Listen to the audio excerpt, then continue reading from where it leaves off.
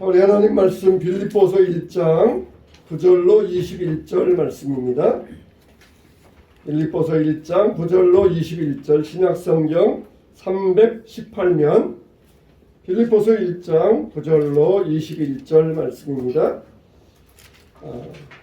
오늘은 제가 봉독에 올릴 테니까 여러분들은 눈으로 쭉 따라오시면서 읽어주시기 바랍니다.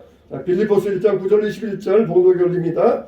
내가 기도하노라 너희 사랑을 지식과 모든 총명으로 점점 더 풍성하게 하사 너희로 지극히 선한 것을 분별하며 또 진실하여 허물 없이 그리스도의 날까지 이루고 예수 그리스도로 말미암아 의의 열매가 가득하여 하나님의 영광과 찬송이 되기를 원하노라. 형제들아 내가 당한 일이 도리어 복음 전파의 진전이 된 줄을 너희가 알기를 원하노라. 이러므로 나의 매임이 그리스도 안에서 모든 시위대 안과 그 밖에 모든 사람에게 나타났으니 형제 중 다수가 나의 매임으로 말미암아 주 안에서 신뢰함으로 겁없이 하나님의 말씀을 더욱 담대히 전하게 되었느니라. 어떤 이들은 투기와 분쟁으로 어떤 이들은 착한 뜻으로 그리스도를 전파하나니 이들은 내가 복음을 변증하기 위하여 세우심을 받은 줄 알고 사랑으로 하나 그들은 나의 매임에 괴로움을 더하게 할 줄로 생각하여 순수하지 못하게 다툼으로 그리스도를 전파하느니라. 그러면 무엇이냐? 거칠애로 하나 참으로 하나 무슨 방도로 하든지 전파되는 것은 그리스도니 이로써 나는 기뻐하고 또한 기뻐하리라. 이것이 너희의 간구와 예수 그리스도의 성령의 도우심으로 나를 구원에 이르게 할 줄 아는 고로 나의 간절한 기대와 소망을 따라 아무 일에든지 부끄러워하지 아니하고 지금도 전과 같이 온전히 담대하여 살든지 죽든지 내 몸에서 그리스도가 존귀하게 되게 하려 하나니 이는 내게 사는 것이 그리스도니 죽는 것도 유익함이다. 아멘. 예, 반갑습니다.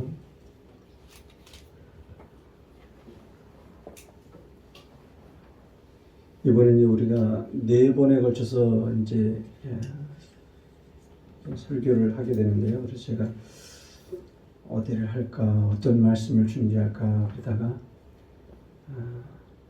빌립보서를 하면 좋겠다 이런 마음이 생겼어요. 그래서 빌립보서가 4장이에요. 4장인데 우리가 지금 4일 4번 제가 설교거든요. 그래서 4장에 4장인데 하루에 하루에 한 장을 한 번 설교에 한 장을 하면 이게 부담이 되고 그렇죠. 그래서 이제 원래는 8번을 해야 정확하게 30분 정도 해야 이제 좋은데 지금 우리는 4번이에요. 그래서 제가 여러분 사랑하는 마음으로 좀 오늘 본문이 길었죠. 그래서 어쨌든 여러분 사랑하는 마음으로 제가 길게 한 거니까 사실 원래는 1절부터 26절인데 오늘 제가 전체적으로 커버는 할 것인데 1장 전체로 근데 이제 중심은 그 21절까지 그리고 22절부터 또 다음에는 이제 하나의 또 설교가 될 테지만 시간상 그거는 이제 생략하고 앞에 부분만 중심을 하겠습니다. 자, 이번 그 일종의 특별 집회라고 말씀하셨는데 특별 집회의 이 빌립보서를 우리가 하면서 우리가 주목하고 싶은 건 이것입니다. 말 그대로 그리스도 중심의 성도의 모습 무엇인가라고 하는 거예요. 어떻게 보면 조금 딱딱할 수 있어요. 그리스도 중심이 무엇이냐. 그러나 쉽게 들어서 말씀드리면 뭐냐. 그리스도 안에서의 기쁨을 가진 성도의 모습은 무엇이냐. 그렇죠? 여러분 성도들이 많이 있어요. 여기 교회는 많이 다니는데 여러분 보세요. 얼굴들이 해피한가. 또 그냥 할 수 없이 교회 나가오는 경우가 굉장히 많거든요. 근데 정말 내가 정말 예수님 믿으면서 그 기쁨으로 나가느냐. 그렇죠? 그리고 정말 내가 행복하냐는 거. 근데 그게 어딨냐. 특히 빌립보서에서 그 핵심 내용이 다 들었다는 거예요. 그래서 이 빌립보서를 소위 말해서 그 기독교 기쁨주의의 헌장이다 이렇게 얘기하는 거예요. 그러니까 이 빌립보서 내에 그리스도의 기쁨이 무엇인지 그리스도 안에서의 기쁨이 무엇인지를 아주 잘 보여주고 있는 거예요. 그리고 다른 말로 표현하면 그리스도 안에서 행복이 무엇이냐, 진정한 의미에서 행복이 무엇이냐, 그것이 사실은 뭐냐, 결국 그리스도 중심의 성도의 모습인 거예요. 그래서 장마다, 그렇죠? 1장에서 4장에 걸쳐서 장마다 그리스도 중심의 성도의 모습, 그리고 그리스도 중심의 어떤 성도의 그런 어떤 즐거움의 모습이 잘 드러났어요. 여러분들, 그래서 이제 이것이 사랑받는 이유가 되는 거예요. 이것이 신약 성경에서도 가장 사랑받는 성경 중에 여러 가지 있지만 그 중에 하나, 이 빌립보서 사랑받는 이유이기도 하고요. 그래서 그리고 소위 말해서 이렇게 얘기할 수 있는 거예요. 우리 영적으로 침체했을 때, 그렇죠? 내가 힘들고 낙담됐을 때 여러분들이 특별 액기스 같은 거 먹잖아요. 무슨 강장제 먹잖아요. 그렇죠? 인삼 액기스, 홍삼 액기스 먹잖아요. 그렇죠? 마치 이 빌립보서가 그런 거예요. 영적인 치료제 같은 거예요. 그래서 우리가 힘들고 낙담했을 때, 여러분, 세상 사람들은 뭐예요? 밤새서도 무협지 보잖아요. 여러분, 우리는 하나님 앞에 이제 봄과 여름이 지나고 이제 가을을 맞이하는 바로 요 기간이잖아요. 우리가 지금 이 부흥의 기간이. 그래서 여러분들이 이때 요 빌립보서를 처음 끝까지 여러분이 짧잖아요. 그렇죠? 짧으니까 한번 처음부터 끝까지 한번 읽어보세요. 나오실 때 한번 읽어보시면 거기서 여러분의 영적인 강장제, 영적으로 여러분을 강하게 하고 은혜 충만하고, 그렇죠? 전에는 기쁨이 없었는데 왜 읽고 나니까 내 마음에 기쁨이 충만하지? 여러분, 그런 은혜를 함께 경험하기를 원합니다. 오늘 본문을 보시면요, 크게 세 단락으로 볼 수 있어요. 세 단락 보면 제가 간단하게 얘기하겠습니다. 일부러. 첫 번째 보시면 문안 인사하는 거죠. 그러니까 사도 바울이 늘 편지를 쓸 때마다 그 문안 인사를 하게 됩니다. 그래서 1절에서 2절을 보시면 바울은 디모데와 함께 빌립보에 사는 성도들에게 지금 문안하고 있어요. 바울은 어디에 있냐면 지금 감옥에 있어요. 흥미로운 것은 자기는 감옥에 있어요. 그러면서 지금 문안 인사를 하고 있는 거예요. 그러면서 하나님과 그리스도의 은혜와 평강이 너희와 함께 있기를 원한다라고 그렇게 문안 인사를 지금 하고 있습니다. 그리고 나서 이제 감사와 기쁨의 중보기도하는 모습을 이제 3절에서 11절까지 길게 지금 이제 다루게 됩니다. 그래서 복음 안에서 교제하는 것을 감사하다. 그죠? 우리가 같이. 그러면서 이제 5절에서 착한 일을 행하시고 이루시는 예수님을 확신한다라고 하면 그 유명한 6절을 얘기합니다. 6절 보세요. 너희 안에 착한 일을 시작하신 이가 언제까지? 그리스도 예수의 날까지 이루실 줄 우리가 확신한다. 우리는 확신한다. 라고 그 유명한 그 고백을 하게 됩니다. 그리고 바울이 이제 빌립보 교인들이 향한 자기 애정을 이제 표현합니다. 뭐라고 얘기했냐면 거기 8절에 뭐라고 얘기했습니까? 한번 읽어봅시다.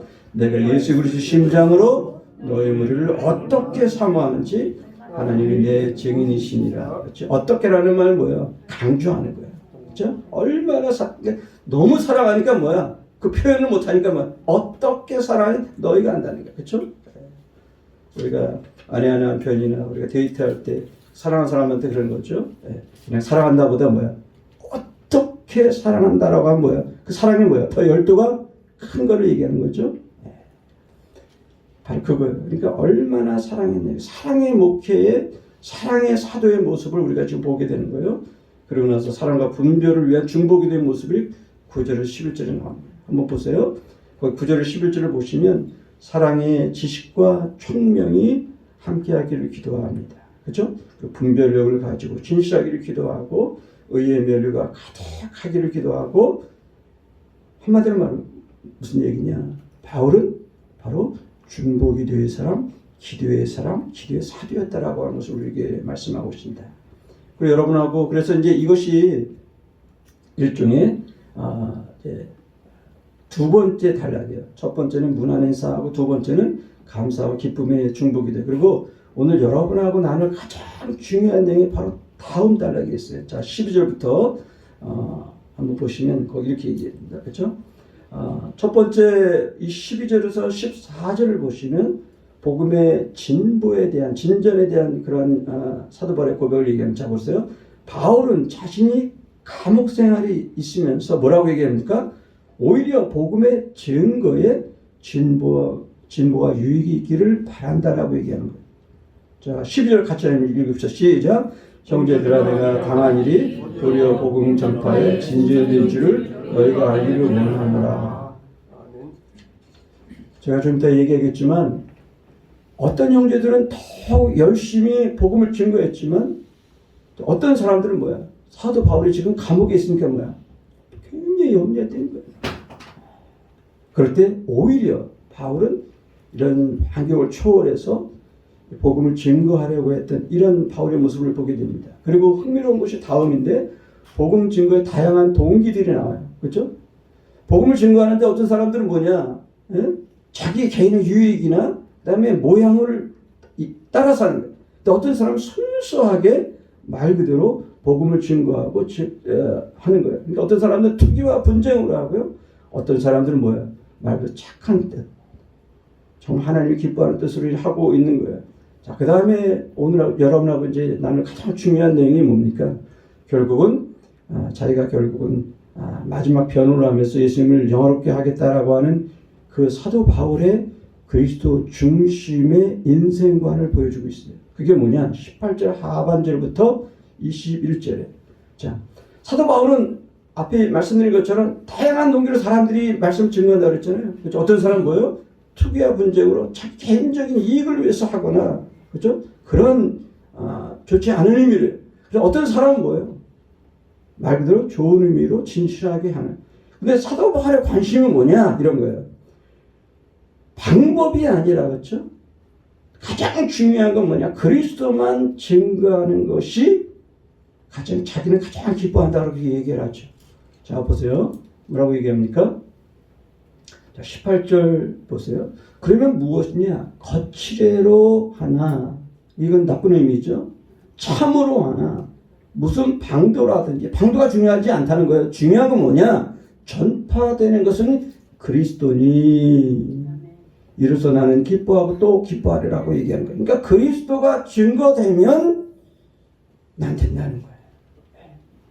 그리고 그 다음이 오늘 본문에서 가장 중요한, 여러분과 오늘 제가 오늘 설교에서 가장 하이라이트로 나눌 내용이 바로 거기 있는 거예요. 그리고서 사도 바울의 그 인생 고백, 신앙 고백을 지금 하는 장면을 보게 됩니다. 자, 20절, 21절 같이 한번 읽읍시다. 20절 시작. 나의 간절한 기대와 소망을 따라 아미래든지 부끄러워하지 아니하고 지금도 전과 같이 온전히 담대하여 살든지 죽든지 내 몸에 그리스도가 존귀하게 되게 하려 하나니 이는 내게 사는 것이 그리스도니 죽는 것도 유익함이라. 여기서 하이라이트의 단어는 뭐냐면 살든지 죽든지 내 몸에서 그리스도가 존귀하게 되게 하려 하나니. 존귀라는 단어가 단순히 이렇게 존경하는 단어가 아니라 원문상의 의미는 뭐냐면요, 그리스도가 커지는 거예요. 예? 그리스도가 커지는 거예요. 그리스도가 확장되는 거예요. 그리스도가 영어로 말하면 magnify 되는 거예요. 그러니까 그리스도가 가장 존귀하게 영광을 받는 것을 여기서 존귀라는 단어를 쓰는 거예요. 그렇죠? 극대화하다, 확대하다, 가장 커지다 라고 하는 거예요. 바로 그것이 오늘 본문에서 내 몸에서 그리스도가 가장 존귀하게 된다라고 하는 의미의 원문상 의미예요. 그러니까 결국은 뭐냐? 나의 삶을 통해서 그리스도가 가장 높아지느냐, 가장 커지느냐, 이런 거죠. 여러분, 시소를 타잖아요. 시소를 타면 어떻게 돼요? 내가 낮아지면 어떻게 해요? 상대방이 어떻게 해요? 높아지죠. 근데 내가 높아지면 어떻게 되는 거예요? 상대방이 어떻게 해요? 낮아지는 거예요. 말 그대로예요. 그래서 내가 낮아지느냐 높아지느냐가 여기서 결정짓는 거예요. 그래서 요한복음 3장 30절에 그 유명한 세례 요한의 신앙 고백이 있잖아요. 뭐라고 합니까? 그는 흥하여겠고 나는 쇠하여 하리라 라고 하는 그 유명한 신앙 고백이 바로 이 같은 말. 뭐냐? 내가 예수 그리스도를 만난 사람들, 예수 그리스도를 아는 사람들, 예수 그리스도에 붙들린 사람들의 공통적인 특징은 뭐냐? 신구약을 넘어서, 그죠? 교회사 전체에서 하나님을 만난 사람들의 공통적인 특징은 뭐냐? 이건 살든지 죽든지 내 몸에서 그리스도가 존귀하게 되게 하려 한다라고 하는 거예요. 그게 세례요한의 고백이었고요. 그게 사도 바울의 고백이었다. 그러니까 그게 여러분과 저의 날마다의 신앙 고백이 되어야 되는 거예요. 내가 교회를 다닌다. 내가 예수를 믿었다. 내가 정말 성도라고 하면 이 고백이 있어요. 만약 이 고백이 없었다라고 하면 여러분 내가 오래 다녔다? 아무 의미가 없네요. 오래 다니는 게 중요한 게 아니라 내가 정확한 신앙 고백 하나님 앞에 할 줄 알아야 돼요. 이것만 신앙 고백하면 여러분의 신앙은 분명하게 하나님 중심, 그리스도의 중심의 신앙인 것을 분명히 여러분이 확신할 수 있는 것입니다. 한마디로 말씀드리면 사도 바울은 어떤 상황에서도 그렇죠? 감옥에 있으면서도 심지어 죽음을 통해서도 그렇죠? 살든지 죽든지 중요한 것은 뭐다? 그리스도만 존귀하게 하려 한다라고 하는 자기 신앙 고백을 한 거예요. 여러분 이건 자기의 인생을 고백한 거예요. 우리 신앙 생활할 때 날마다 하나님 앞에 이런 신앙 고백이 필요한 거예요. 아침에 일어나면 그죠?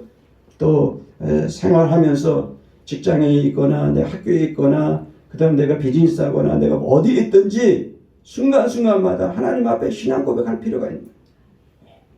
그 다음에 이제 집에 가서 이제 자기 전에도 하나님 앞에 바로 이건 다시 말씀드리면 바울은 상황을 초월해서 오직 그리스도만 증거하기를 다짐했던 거예요. 그리고 그리스도만 존귀하게 하려는 말 그대로 그리스도 중심의 그 인생관, 세계관, 그 삶을 보여주는 거예요.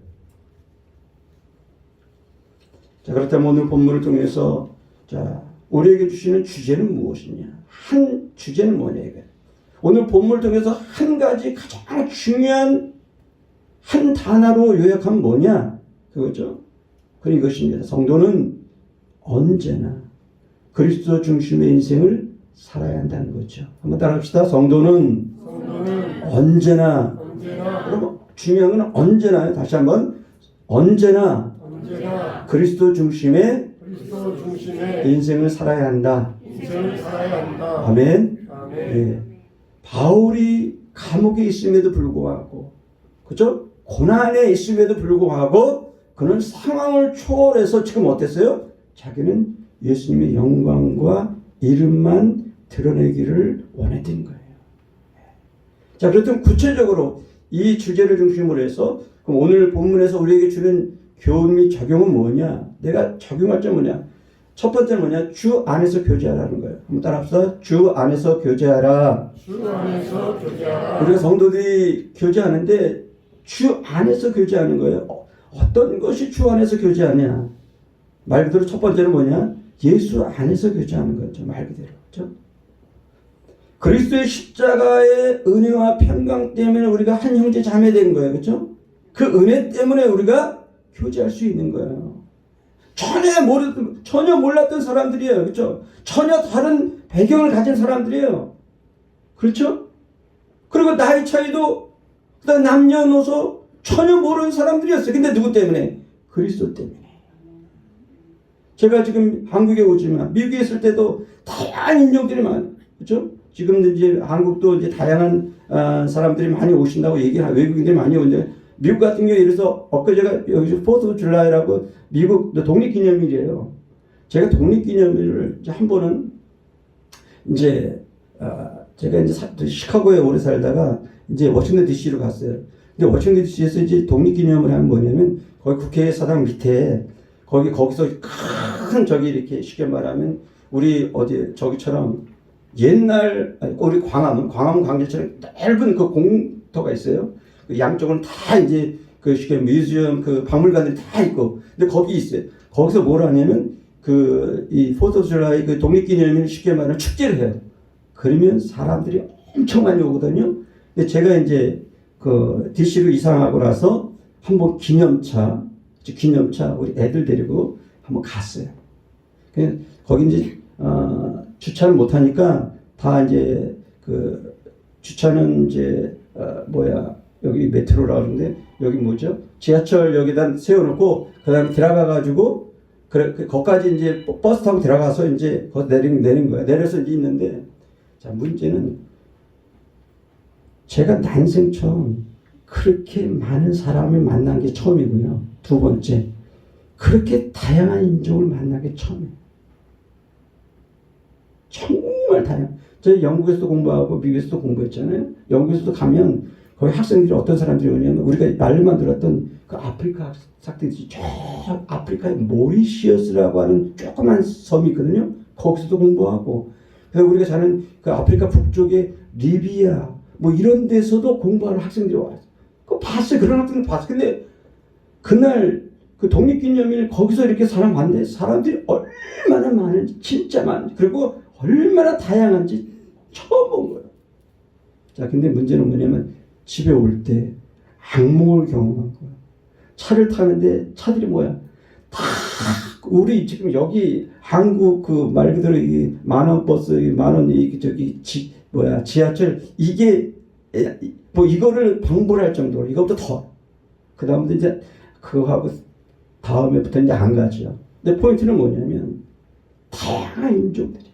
근데 우리가 거기를 가나 여기를 가나 다양한 인종, 다양한 사람, 다양한 환경인데도 우리가 첫 만남도 반가워할 수 있는 이유가 뭔지 아세요?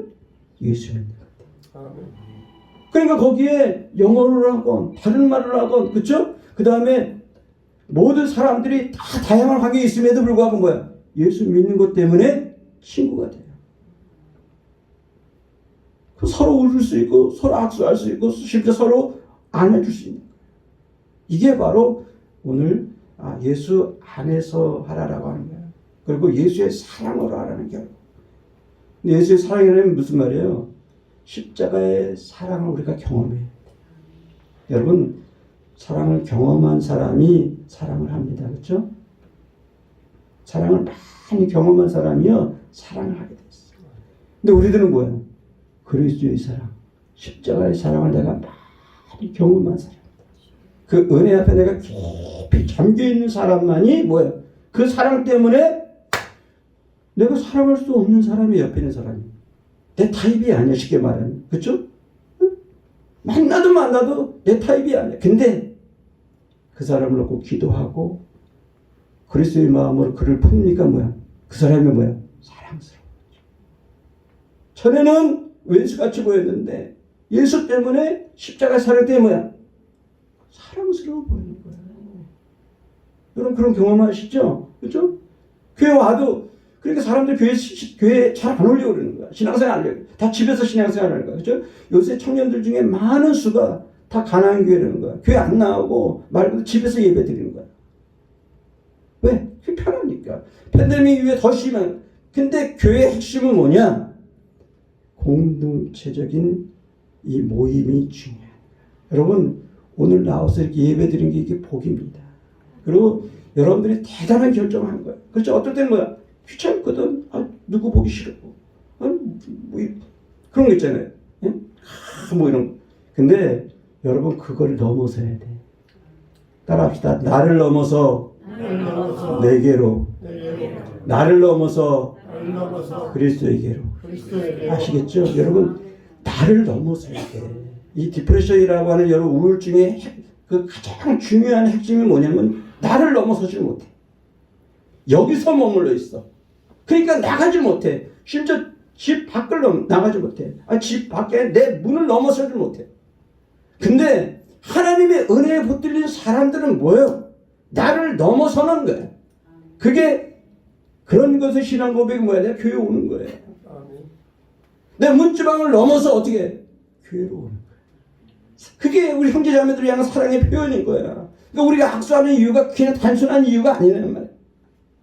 그래서 예수의 사랑으로 우리가 하는 거예요. 그렇죠? 그래서 우리가 먼저 예수 그리스도의 은혜, 십자가의 보혈의 피로 내 모든 죄를 용서받았기 때문에 하나님의 사랑이기 때문에 그 은혜에 감격해서 뭐야? 사랑할 수 없는 자까지도 어떻게 해? 사랑하는 거예요. 그러니까 다 사랑스러워 보이는 거야. 예?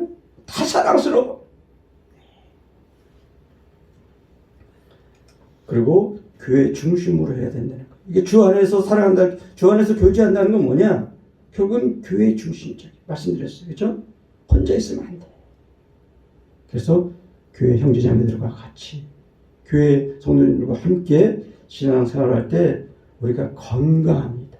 말 그대로 영적인 우리 머슬 있죠? 영적인 근육을 키우는 거야. 요새 이제 뭐 말 100세를 산다 그래서 TV나 뭐 신문 보면 뭐 다 나오는 게 뭐야? 100세를 어떻게 뭐 할 거냐, 건강을 유지할 거냐 이런 얘기 나오죠. 근데 신앙도 마찬가지입니다. 그렇죠? 100세의 신앙을 경주하려면 뭐가 필요해요? 우리 영적인 머슬이 필요한 거야. 그럼 뭐야? 공동체적인 그런 신앙이 필요한 거야. 그게 교회 신앙이 필요한 거야. 그래서 첫 번째, 주 안에서 교제하라. 아멘. 자, 두 번째, 하나님의 주권을 믿어라라고 하는 것입니다. 다시 한번 따라합시다. 하나님의 통치와 주권을 믿어라. 예, 이번에 얼마 전에 이제 한국과 미국이 또 이제 대통령이 바뀌고 그랬는데 쉽게 말하면 뭐야? 통치 개념, 통치. 그렇죠? 한국을 통치하고 미국을 통치하고 세계를 통치하는 게. 근데 이거를 누가 통치한다? 하나님이 통치한다는 걸 여러분들은 확신해야 돼. 아까 우리 목사님께서 기도하실 때 그런 얘기했죠. 한 나라의 통치는요, 인간의 통치는 유한한 거예요. 그러나 하나님의 통치는 영원한 거예요. 네? 그리고 하나님이 통치하실 때 하나님의 섭리를 따라 통치하셔요. 네? 하나님의 가장 좋은 길이 있는 거예요. 어떨 때는 내가 보일 때는 뭐야? 왜 하나님이 이쪽으로 인도하시지? 때로는 섭섭해할 수 있는데 하나님 편에서 볼 때 나중에 보면 뭐야? 그게 가장 최고의 길인 것을 여러분이 나중에 확신할 거예요. 여러분이 그 연세 이제 드신 분들도 계시겠지만 여러분의 과거의 삶을 한번 잘 살펴보세요. 처음에 볼 때 이거 섭섭한 내용인데 하나님께 왜 이렇게 인도하시지? 그렇죠? 개인이나 가족이나 자녀들을 볼 때, 내 비즈니스 볼 때, 직장을 볼 때, 근데 나중에 잘 10년, 20년 후에 되돌아보니까 뭐야? 그 길이 가장 최고의 길이었던 것을 분명히 말씀하십니다. 바로 그것이 하나님의 통치와 주권을 믿으라는 얘기예요. 자, 6절 아까 읽었죠? 너희 안에 착한 일을 시작하신 이가 누구다? 그리스도의 예수의 날까지 어떻게 한다? 이루실지를 우리는 확신한다. 네. 그러니까 먼저 약속을 이루시는 하나님, 그렇죠? 약속의 하나님을 우리는 확신해야 되는 거예요. 착한 일을 시작하신 이가 누구냐? 하나님이시면 그거를 반드시 어떻게 한다? 이루신다는 거예요. 여기서 착한 일이라는 말 여러 가지 얘기할 수 있지만 새 창조와 구원이에요. 무슨 말이냐? 내가 예수를 믿는, 그렇죠? 믿는 것이 새 창조예요. 그 다음 내가 구원의 삶을 이거를 하나님이 시작하셨으면 어떻게 한다? 여러분을 천국까지 인도하시겠다는 거예요. 하나님의 의지를 얘기하는 거예요. 예. 그러니까 빌립보 성도들의 구원을 시작하신 하나님께서 반드시 이루실 것을 누가 확신한다? 사도 바울이 확신하는 거예요. 이거 사도 바울이 확신하는 게 아니라 뭐예요? 하나님의 계획 속에 있는 거예요. 여러분 이 확신 가운데 있어야 된다. 예. 내가 교회에 나오면서 신앙생활 시작했으니까 하나님께서 반드시 이루시고 인도하시고, 그렇죠? 그 다음에 끝까지 주께서 이루실 것을 내가 확신하는 거죠. 그래서 이 하나님의 주권의 통치에 대해서 여러분이 무슨 의미냐? 하나님께서 만물을 통치하신다는 것이 무슨 의미냐? 라고 하는 것을 우리가 볼 수 있는데 가장 쉽게 얘기하면 이렇게 얘기할 수 있습니다. 자, 로마서 9장에 보면 바로 이 하나님의 통치와 주권에 대한 아주 쉬운 소리가 나오죠. 소위 말해 토기장의 비유예요.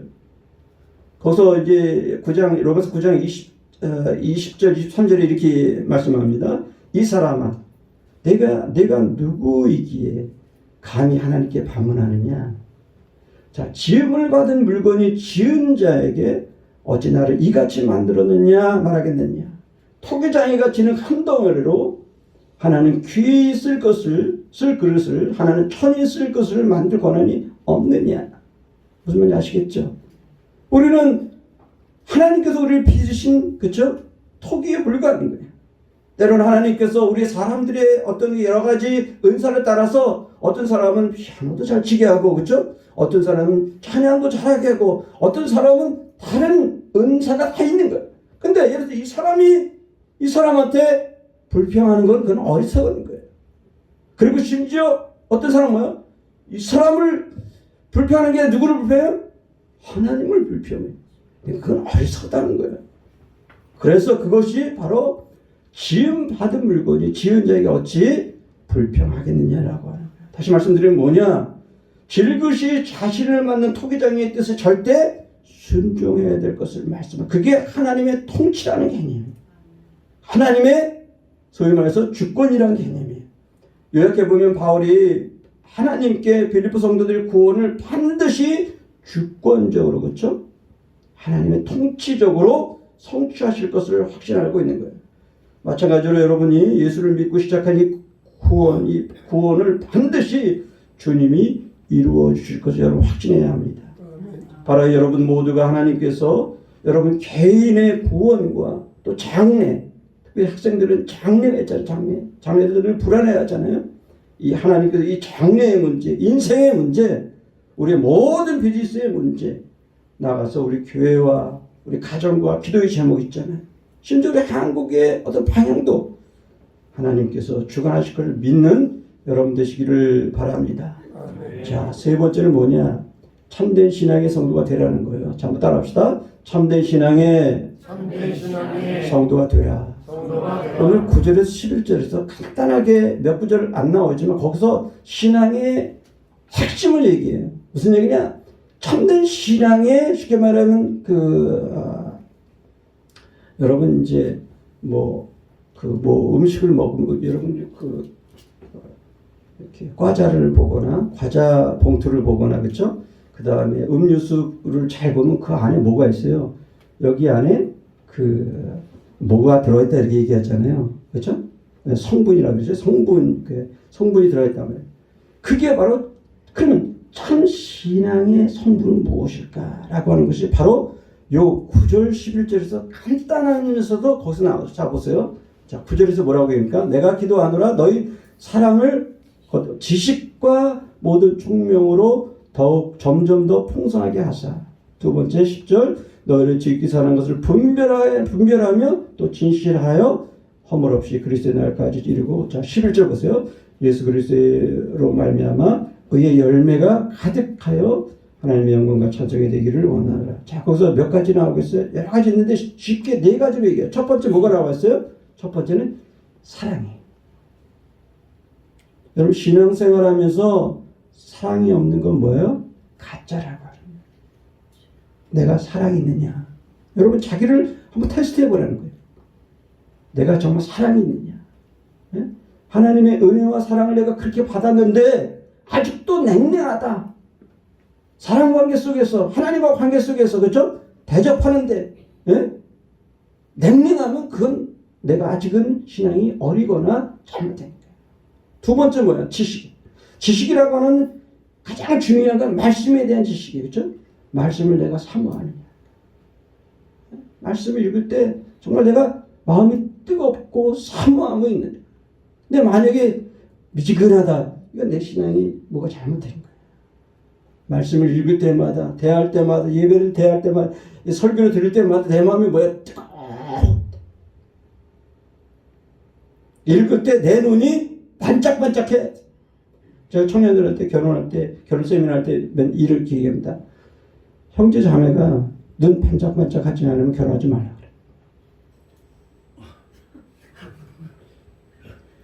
부자가 중요한 게 아니라, 학력이 중요한 게 아니라, 그 친구 학생들이 눈이 반짝반짝하면요 장래가 보입니다. 내가 장담합니다. 무엇을 해도 그런 친구들은 뭐예요? 무엇을 해내?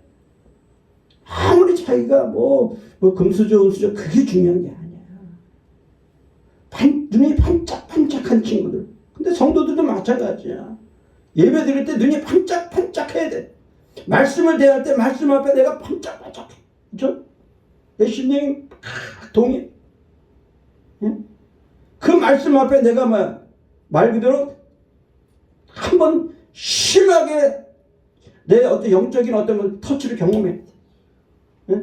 때로는 뭐야? 은혜 때문에 내가 그 말씀 앞에 뭐야? 내가 도전을 받아야 돼요. 그럴 때는 뭐 내가 내 죄성 때문에 말씀을 읽고 완전 통곡을 경험해 봐야 돼. 여러분이 만약에 신앙생활 오래 한 분들한테 제가 말씀드리고 오래 했는데 내가 말씀 읽으면서 그 말씀 속에 말씀 때문에 내가 통곡해 본 적이 없다. 그건 가짜입니다. 분명히 얘기해요. 그러나 그 은혜 때문에 내가 하나님 앞에 꼬꾸라지를 경험했다. 그러면 그건 진짜예요. 그 경험을 해야 돼. 한 말씀이 어떤 말씀인지 몰라요. 그러나 하나님께서 각자의 사람들에게 그 말씀을 주셔요. 어떤 말씀, 한 말씀을 주세요. 어떤 사람은 A 말씀, 어떤 사람은 B 말씀, 어떤 사람은 C 말씀을 줘요. 근데 그 말씀이 공통적으로 뭐냐? 하나님께서 나에게 가장 적절한 말씀으로 나를 터쳐요. 그럼 거기에 내가 쉽게 말하면 내 죄성 때문에 내가 쉽게 한 번은 꼬꾸라질 경험해야 돼. 때로는 뭐 하나님께 내게 은혜 주셔서 나를 다시 일으키시는 그 은혜의 그 말씀이 있어요. 그때 내가 그 은혜를 경험해야 돼. 여러분 그런 통곡의 경험을 경험해야 돼.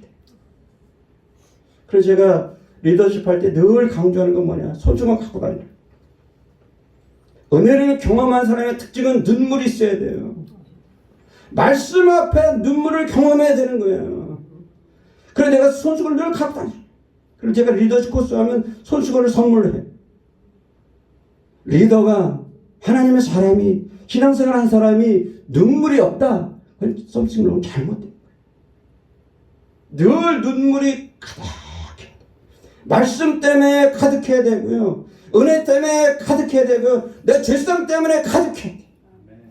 특별히 그러니까 첫 번째는 뭐 사랑이고 두 번째는 지식이라 했어요. 하나님의 말씀으로 내가 깊이 들어가야 돼. 말씀을 깊이 읽어야 돼요, 여러분. 여러분 세상 사람들도요. 예? 책 읽어요. 열심히 읽어요. 무협지 밤새 읽는다고 얘기했잖아요. 요새는 학생들은 게임하겠지만 밤새서 한단 말이야. 그러면 예수 믿으면 뭐야? 내가 쉽게 이렇게 얘기하죠. 제가 결혼한 사람은 반평생이야. 그럼 그 사람이 다 알아야 돼요? 몰라야 돼요? 그 사람이 꽃을 좋아하는지, 그 사람이 얘들 꽃도 하얀 꽃 좋아하는지 노란 꽃 좋아하는지 알아야 될 거예요. 내가 꽃을 사줬어. 그쵸? 내 아내 될 사람한테 사줬어. 근데 내가 우리 와이프는 빨간 꽃을 좋아하는데 나는 뭐야? 하얀 꽃을 줄 거야. 가장 싫어하는 꽃을 줄 거야. 그럼 그거 잘 된 거야? 안 된 거야? 안 된 거야. 무슨 말이야? 내가 사랑한 사람에는 반평생 사는 거야. 근데 내가 예수님 믿는 건 뭐야? 평생이야. 또 영생이라. 그러면 이 하나님을 알아야 돼요? 몰라야 돼요? 전문가처럼 알아야 돼요. 여러분 그럴 거예요. 아 목사님 내가 뭐 목사예요, 뭐 선교사예요, 신학자예요. 여러분 그거 물어보는 자체가요 참 촌스럽고 참 어리석은. 자 보세요. 내가 평생을 모실 분이 있다면 그래요 안 그래요? 그분에 대해서 아는 게 좋겠어요 안 좋겠어요? 상식적으로 생각해 보세요. 많이 알수록 좋겠어요 안 좋겠어요? 좋지. 단순히 아는 것만 아니라 그분에 대해서 깊이 들어가서 주는 거예요. 그래서 지식이 중요한 거예요. 신앙은 지식이 없으면 가짜입니다. 그러니까 우리가 이단에 빠지는 거예요. 여러분 말씀 깊이 보세요. 이렇게 얘기합니다. 목사님보다 더 성경 공부 열심히 하세요. 여러분이 그럴까요? 그게 가능할까요? 여러분 열심히 읽으세요. 말씀. 네. 두 번째는 말씀이라고 했어요. 세 번째는 뭐냐? 분별과 진실이에요. 그러니까 여기서 진실이라는 단어가 영어로 말하면 퓨리티인데 어쨌든 진실해야 돼. 분별할 줄 알아야 돼. 네? 세 번째 가장 중요한 게 뭐냐? 열매예요. 신앙생활이 있는데 내 삶에 열매가 없다. 응? 열매가 없다. 이거는 썸씽롱이야. 잘못된 거야. 내가 성숙하지 않은 거야. 나의 삶을 통해서 내 신앙생활을 통해서 내 열매가 지금 뭐가 있는가. 여러분이 점검할 필요가 있어요. 응? 점검할 필요가 있어요. 일주일에 한 번, 그 다음에 밤을 자기 전에 한 번, 하루에 한 번, 일주일에 한 번, 그 다음에 한 달에 한 번, 1년에 한 번, 나를 점검할 필요가 있어요. 그래서 일기가 중요한 거예요. 일기 쓰는 거. 그래서 옛날에 경건한 성도들의 특징은 뭐 다 일기를 썼어요. 그냥 초등학교에서 학교에서 이제 숙제 내줘서 일기 쓰는 게 아니라 자기 영혼에 대해서 이렇게 쓰는 거예요. 자, 그렇게 그래서 참된 신앙의 성도의 특징은 네 가지야. 자, 첫 번째 뭐라고 했습니까? 사랑, 따라붙어 사랑, 지식, 분별과 진실, 마지막으로 열매. 네. 이게 내가 있느냐 한번 테스트해요. 자, 그 다음에 오늘의 마지막 가장 중요한 여러분과 제가 얘기할 오늘 설교의 하이라이트. 자, 첫 번째, 자, 얘기합시다. 자, 그리스도 중심의 인생을 살라. 따라합시다. 시작. 그리스도 중심의 인생을 살라. 자, 첫 번째 그리스도 중심의 인생은 어떠냐?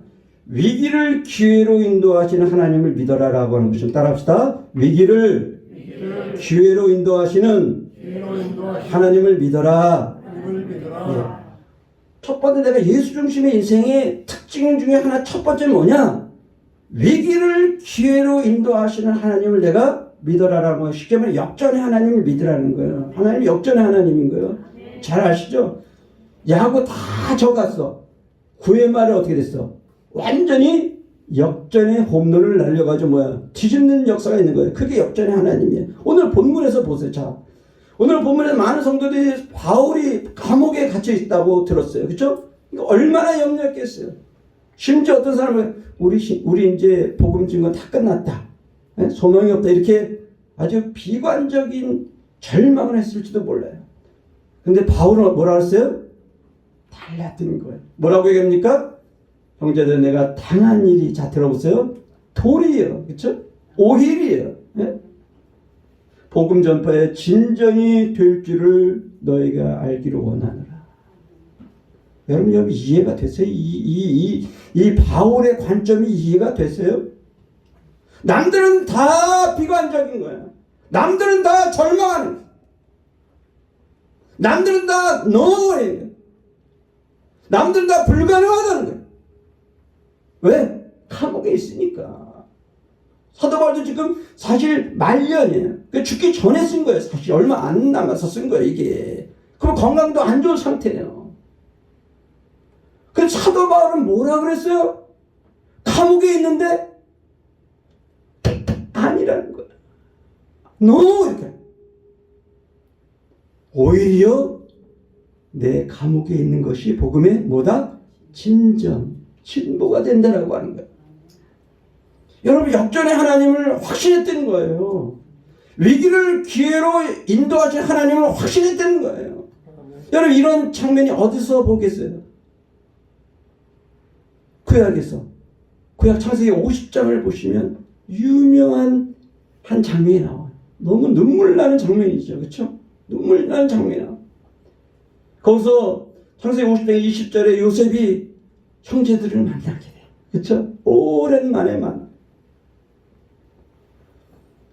그때 형제들한테 이렇게 얘기합니다. 당신들은 나를 해하려고 하였으나 하나님 그것을 어떻게? 선으로 바꾸사 오늘같이 많은 백성의 생명을 구원하게 하시려고 하셨다라고 하면서 그 위기를 선으로 인도하신 섭리 하나님에 대해서 사도 누구야? 요셉이 뭐야? 신앙 고백하는 위대한 신앙 고백이 나와요. 이게 사도 바울 고백과 같은 거예요, 사실. 자, 생각해 보세요. 형들하고 요셉의 관계가 어땠어요? 요셉의 형들이 어린 요셉을 시기하고 미워해서 어떻게 했어요? 이집트를 팔았어요. 그걸 팔고 뭐라 했어요?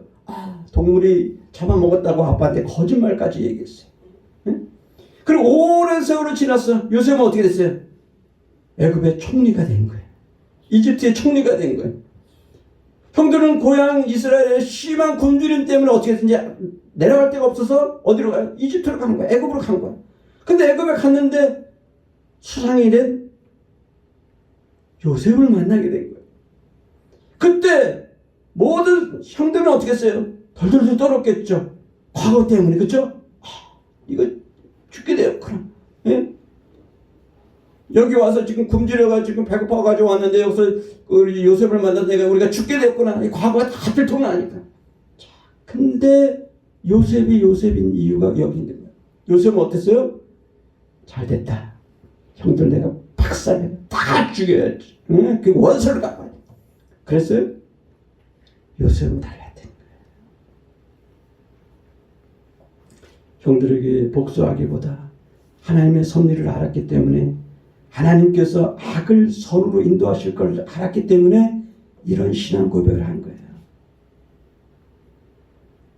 사랑하는 성도 여러분, 혹시 개인적으로 고난 중에 있습니까? 내가 위기 중에 있습니까? 말 그대로 팬데믹 위에 많이 힘들다고 하는데 하는 일이 잘 안 되십니까? 심지어 내가 그리스도를 위해 살고 내 교회에 열심히 신앙생활 했는데 오히려 내가 고난을 겪고 있습니까? 여러분, 위기를 기회로, 위기를 선으로 인도하시는 이 전능하신 하나님을 여러분 확신하시길 바랍니다. 이 역전의 하나님을 여러분 확신하시기 바랍니다. 반드시 쫓기던 요셉을 총리로 세우셨던 하나님께서 여러분들을 그렇게 세우실 줄 분명히 확신합니다. 자, 첫 번째, 예수 중심의 인생을 살라, 그리스도 중심의 인생을 살라는 위기를 기회로 인도하신 하나님을 여러분 믿으라라고 했습니다. 자, 두 번째 뭐냐? 상황을 초월한 그리스도 중심의 인생이 되라라고 하는 것입니다. 자, 이제 따라합시다. 상황을 초월한 그리스도 중심의 인생이 되라. 여기서 포인트는 어디냐? 방점은 어디냐면 상황을 초월한. 무슨 얘기냐? 자, 오늘 본문을 보세요. 여러분 고난과 역경의 상황에 내가 압도되고 있는가? 내가 고난을 경험하면 거기에 그냥 함몰되고 있는,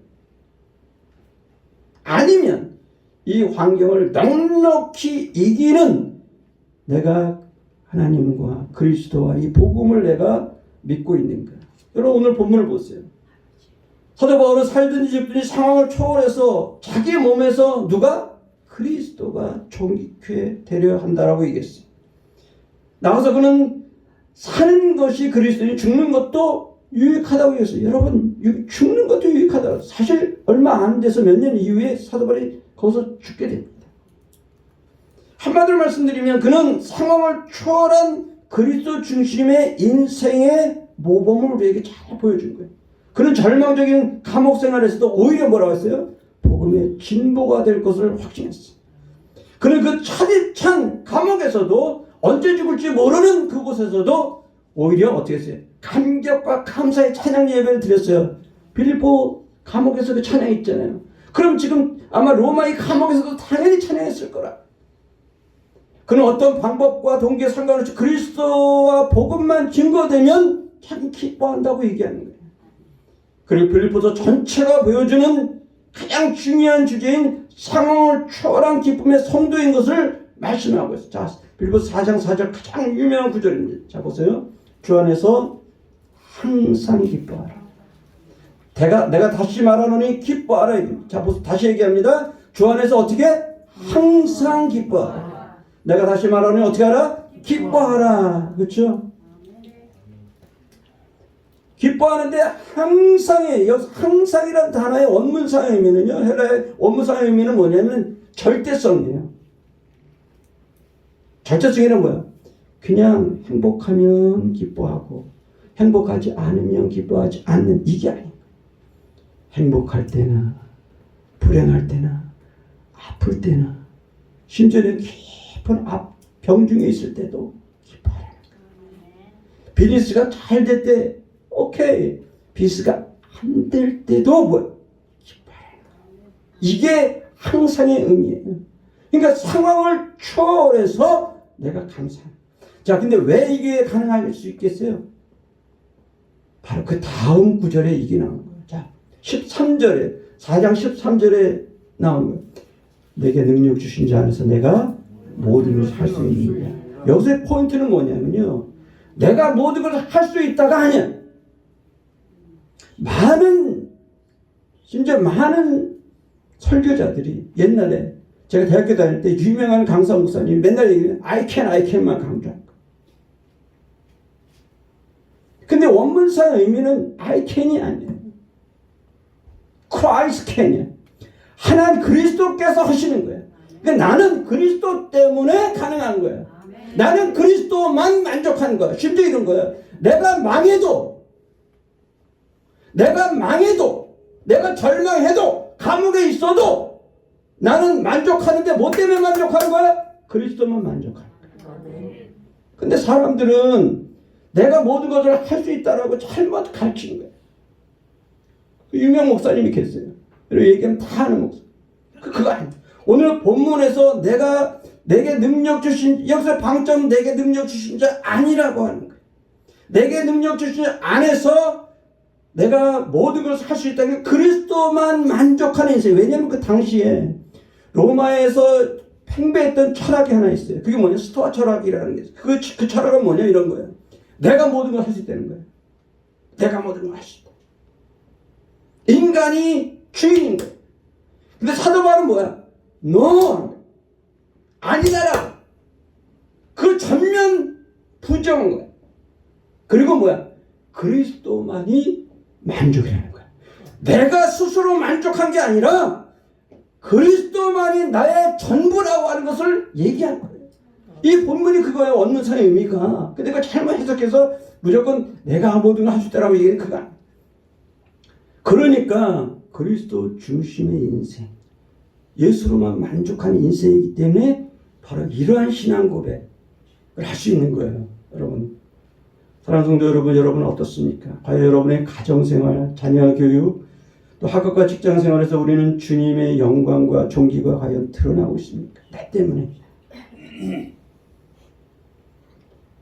여러분 때문에 여러분이 있는 곳이 주님의 이름이 높아지고 있습니까? 여러분 과연 어떤 상황에서도 예수 그리스도의 이름과 영광을 위해서 지금 살고 있습니까? 바라기는 여러분 개인이 오늘 사도 바울이 우리에게 던진 것처럼 그리스도 중심의 인생들이 되시기를 바랍니다.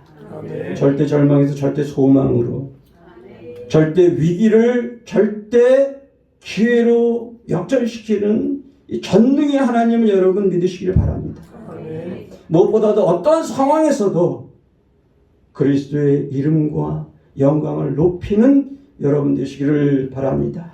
아멘. 마무리합시다. 사랑하는 성도 여러분, 여러분은 과연 그리스도 중심의 성도입니까? 여러분 하나님의 절대 주권과 통치를 정말 믿습니까? 여러분 상황을 역전시키는 이 하나님을 확신하고 있습니까? 무엇보다 여러분 상황을 초월해서 우리 주님의 영광만을 사는 말 그대로 철저히 그리스도 중심의 인생을 살고 있습니까? 여러분 모두가 그렇게 사시기를 주님의 이름으로 축원합니다.